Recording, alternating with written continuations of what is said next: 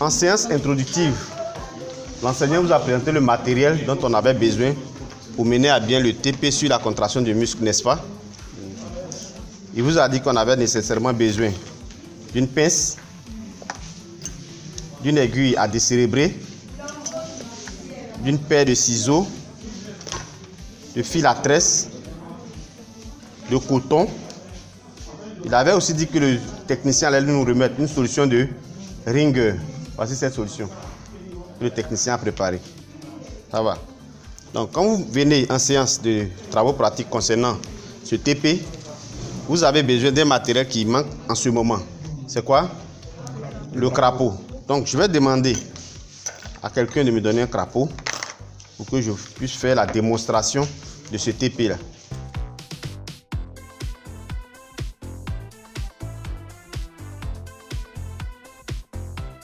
Donc, vous saisissez le crapaud de cette manière-là. Ça va? Ok, donc, on va d'abord décérébrer le crapaud, c'est-à-dire détruire son cerveau. Donc, on cherche ce qu'on appelle le trou occipital. Voici ici. J'exerce une pression.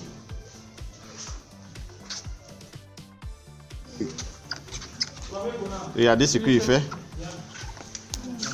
Qu'est-ce qu'il casse? La boîte crânienne.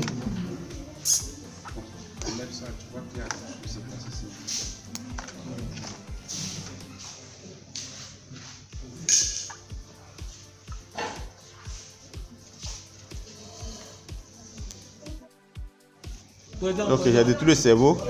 Maintenant, je soulève le crapaud pour détruire la moelle épinière. Vous observez les pattes du crapaud. Vous voyez? Puis je continue. Je continue. Regardez les pattes. Voilà. Donc j'ai démédulé le crapaud. Cette façon. Vous voyez? C'est fini. Et je retire légèrement l'aiguille.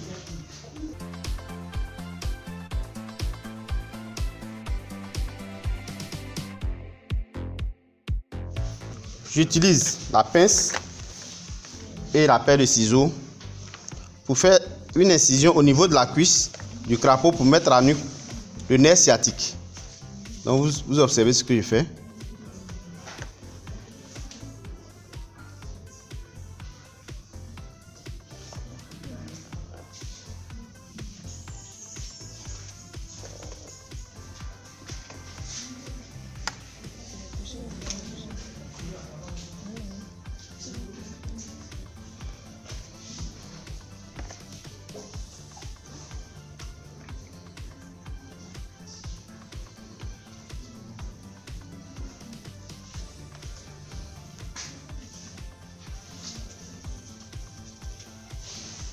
Ça va? Quand j'ai fini d'enlever la peau au niveau de la cuisse du crapaud, je soulève la patte de cette façon.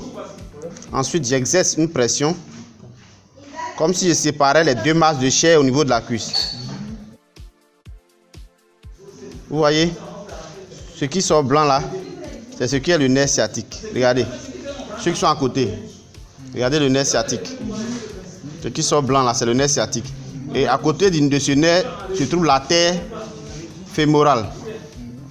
Donc faites attention, ne pas couper cette artère là. Vous voyez? Et je vais mettre le fil. Mais regardez, j'ai pris le nerf avec l'artère. Donc faites attention. Voilà. Maintenant, où est l'artère?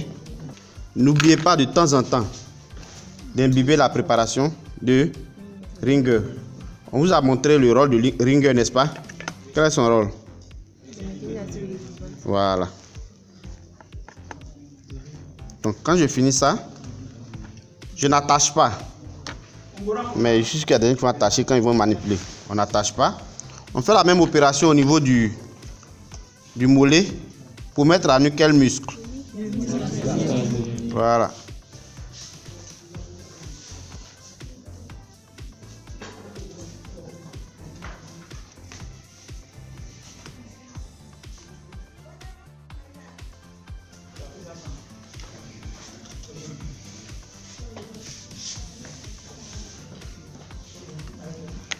Vous suivez?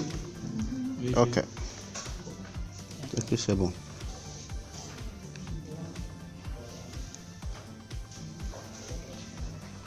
Ok. J'ai fini. Je mets la pince sous le muscle. Et je vais mettre un autre fil, bien sûr, sous le muscle.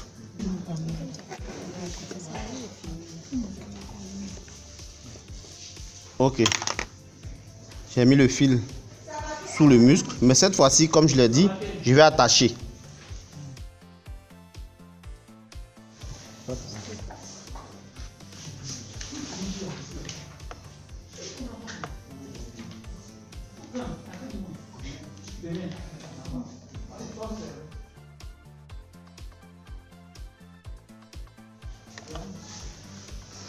Donc, j'ai fini d'attacher le muscle. Je vais couper au niveau du tendon. Mais je coupe de sorte à ce que le fil soit toujours attaché au muscle. Donc, je coupe de ce côté-là.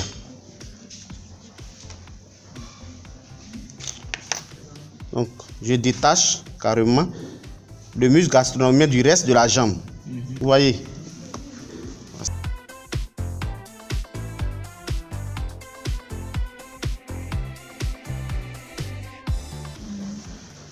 C'est là que vous appelez un enseignant pour venir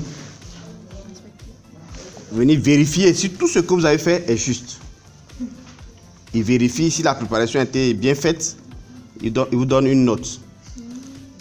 À l'issue de cela, vous allez stimuler le nerf sciatique. On va faire une stimulation mécanique. Vous avez compris? À l'aide de la pince, je vais stimuler le nerf et observer ce qui va se passer au niveau du muscle. Ça va?